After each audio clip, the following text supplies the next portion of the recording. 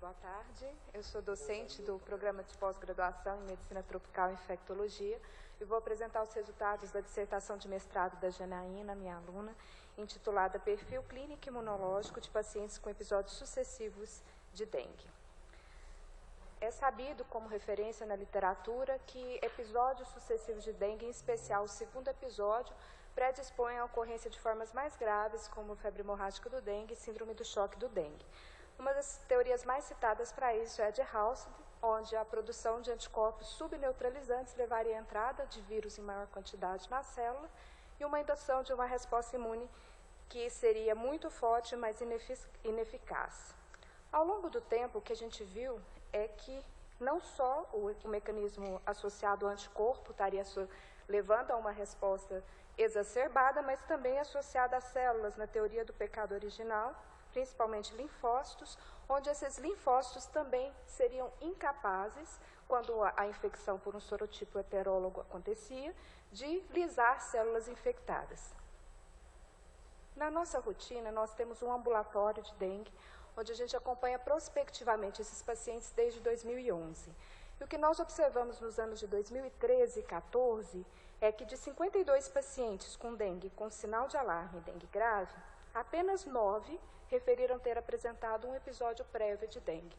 Isso nos chamou atenção e nos motivou a fazer esse trabalho, cujo objetivo foi avaliar o padrão de citocinas produzidas por célula de memória após estimulação antigênica de pacientes que tiveram registros de um ou mais episódios de dengue com diferentes apresentações clínicas. Esse trabalho foi aprovado no Comitê de Ética e Pesquisa. Para a gente conseguir esses pacientes, nós fizemos uma avaliação de registro de casos de dengue no laboratório macro-regional, diagnosticados por sorologia ou por qualquer outro método, e avaliamos indivíduos que tinham 2 registros positivos com intervalo superior a 6 meses. Esses indivíduos foram considerados, então, como portadores de 2 episódios de dengue. Nós pareamos esse grupo por sexo, idade e período da doença com indivíduos com um único episódio de dengue e também trabalhamos com controles sem antecedente de dengue. Fizemos a avaliação clínica e a coleta de sangue para a separação dos PBMCs, que foram cultivados por 5 dias frente a 6 possibilidades, condições. Sem estímulo, com estímulo antigênico, individualmente por cada sorotipo de dengue. Esses vírus foram cedidos pelo professor Benedito, da Faculdade de Medicina de Ribeirão Preto, e com estímulo de célula vero não infectada.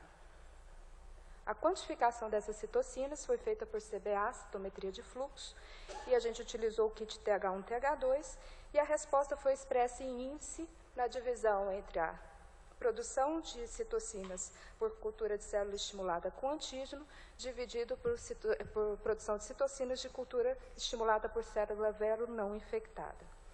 Indivíduos com uma produção de citocinas acima da mediana foram considerados bons produtores para que a gente tivesse um cutoff, um valor de corte para avaliar. Como resultados, nós identificamos 39 pacientes com 2 registros de episódios de dengue, dos quais 19 nós conseguimos localizar e eles foram convidados e participaram da pesquisa. Desses 19, apenas um apresentou o segundo episódio como dengue grave e os 18 demais apresentaram os 2 episódios como dengue clássico. Na autopercepção desses indivíduos sobre a clínica dos episódios de dengue, 12 referiram 67% que o pior episódio clinicamente percebido por eles foi o primeiro. No grupo com indivíduos com dengue com um episódio, nós adicionamos 17 pacientes, sendo um que apresentou dengue grave já nesse primeiro episódio e 16 dengue clássico. Nas dosagens de citocinas, comparando indivíduos com dengue com um episódio e indivíduos com 2 episódios, nós observamos diferença para interferon, não observamos para TNF, observamos para IL-10, IL-2 e IL-4. Em síntese, as diferenças observadas foram: indivíduos com dengue 1, com dengue um único episódio, apresentaram maior produção de IL-10 frente aos estímulos de dengue 2, 3 e 4.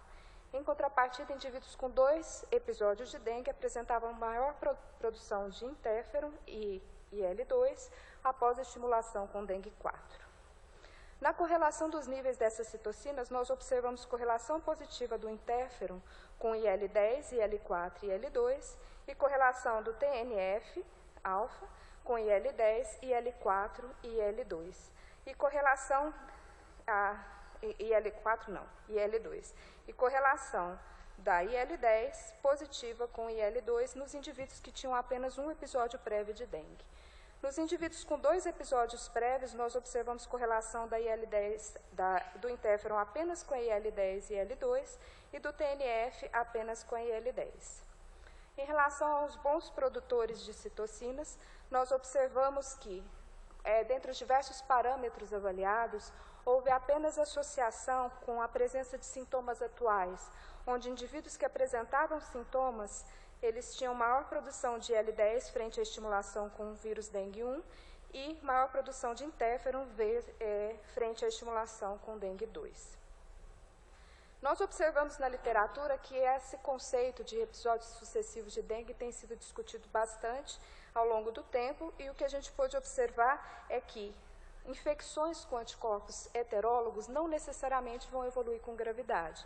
E a resposta celular, especialmente uma resposta celular de memória organizada, pode levar inclusive à proteção desse indivíduo ou um quadro mais benigno, mesmo sendo uma infecção secundária com sorotipo heterólogo.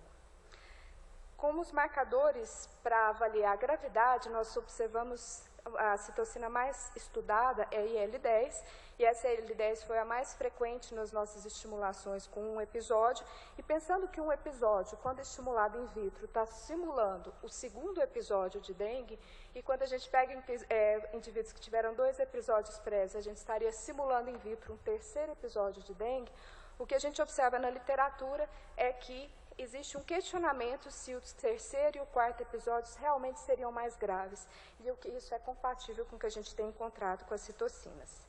E, por fim, essa avaliação de sintomas persistentes é algo que a gente tem feito na nosso ambulatório. A gente sabe que tem pacientes que ficam mais tempo doentes e atribuem esses sintomas à dengue, e a gente tem visto, então, que essa produção de citocina diferenciada nesses indivíduos que têm sintomas pode estar associado a alguma alteração imunológica.